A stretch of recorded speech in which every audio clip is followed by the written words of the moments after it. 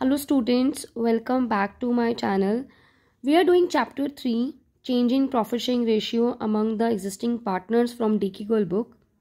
And we have done question number 3 and question number 4, valuation of goodwill from the average profit method. Average profit method हमने देखा था कि बहुत simple method है. इसके लिए average profit multiply number of years purchase. Goodwill की valuation के लिए एक आपको एवरेज प्रॉफिट चाहिए multiply number of years purchase. Number year purchase question में गिवन होता है और एवरेज प्रॉफिट आपने कैलकुलेट करना होता है. Average profit it's so simple कि 4 या 5 साल जितने सालों के आपको प्रॉफिट्स बोले हैं उनको प्लस करके उतने ही सालों नंबर से डिवाइड कर देते हैं. जैसे 4 साल के प्रॉफिट्स को प्लस करके 4 से डिवाइड, ये आपको पता ही है. नंबर ऑफ़ ईयर्स परचेज में पहले भी वीडियो में मैं एक्सप्लेन कर चुकी हूँ, but still I thought I should repeat it again. Number of years purchase होता है, गुडविल की वैल्यूएशन तभी होती है जब फर्म का रिकॉन्स्टिट्यूशन होता है या एक फर्म दूसरी फर्म को खरीदती है, राइट. तभी हम गुडविल की वैल्यूएशन करते हैं. तो ये एसेट्स का एक्सेस होता है ओवर लायबिलिटीज़.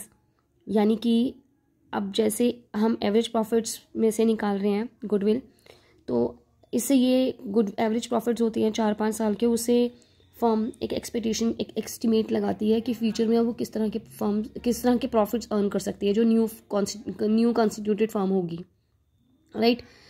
तो इसी तरह से वो कितने सालों में, जैसे अब एक फर्म दूसरी फर्म को खरीदती है तो ऑनरशिप चेंज हो रही है, तो कितने सालों में वो same kind of profits earn करना स्टार्ट कर देगी.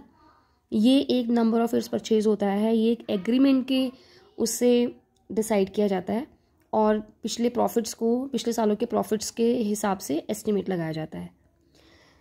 तो अब एक क्वेश्चन नंबर 5 कर लेते हैं हम.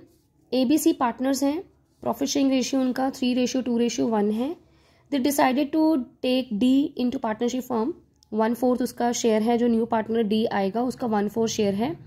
For this purpose, goodwill is valued at 3 times the average annual profits of the previous 4 or 5 years, whichever is higher.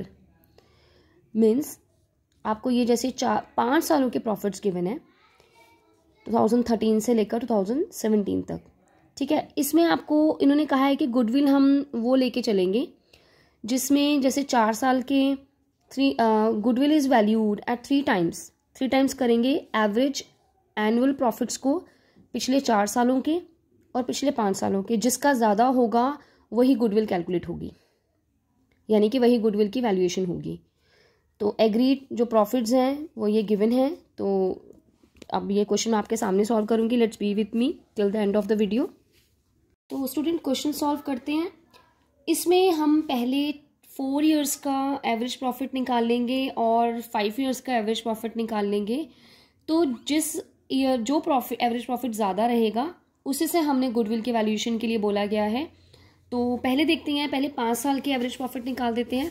तो एवरेज प्रॉफिट निकालने के लिए आपको पता है पहले मुझे पिछले 5 सालों के प्रॉफिट्स को ऐड करना है. तो एवरेज प्रॉफिट निकालने के लिए 1 लाख 2 लाख. जब हम कभी भी ऐसे एवरेज प्रॉफिट निकालना चाहते हैं तो हमने जैसे हम ये 2018-17 का है, ये जैसे 1 अप्रैल 2017 का है, तो उसी से प्रीवियस ईयर के ही हम लेते हैं. मतलब हम स्टार्ट करेंगे तो 31 मार्च 2017 प्लस 31 मार्च 2016, 31 मार्च 2015 प्लस 31 मार्च 2014 प्लस 31 मार्च 2013. तो 5 है तो 5 से डिवाइड, तो इनको हम प्लस करेंगे 2, ये आ जाएगा 7,10,000 डिवाइडेड बाय 5, 1,42,000, राइट. अब हम निकालते हैं, ये 5 ईयर्स का है एवरेज प्रॉफिट ऑफ 5 ईयर्स. अब हम निकालेंगे average profit of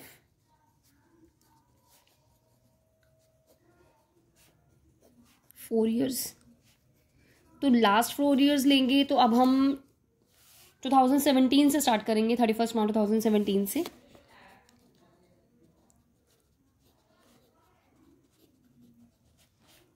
2 lakh plus 1,10,000 plus 1,50,000 plus 1,20,000 divided by 4। तो ये हमारा आ जाएगा टोटल इसका 5,80,000 डिवाइडेड बाय 4, तो 1,45,000। ये एवरेज प्रॉफिट आ गया। अब हम कंपेयर करेंगे इसमें से कौन सा हायर है। तो 4 साल का जो एवरेज प्रॉफिट है वो ज़्यादा है। 5 साल का एवरेज प्रॉफिट हमने निकाला 1,42,000 और 4 साल का निकाला तो 1,45,000, तो ये ज़्यादा है। तो गुडविल के वैल्यूएशन जो की जाएगी वो 4 सालों के एवरेज प्रॉफिट से की जाएगी। तो गुडविल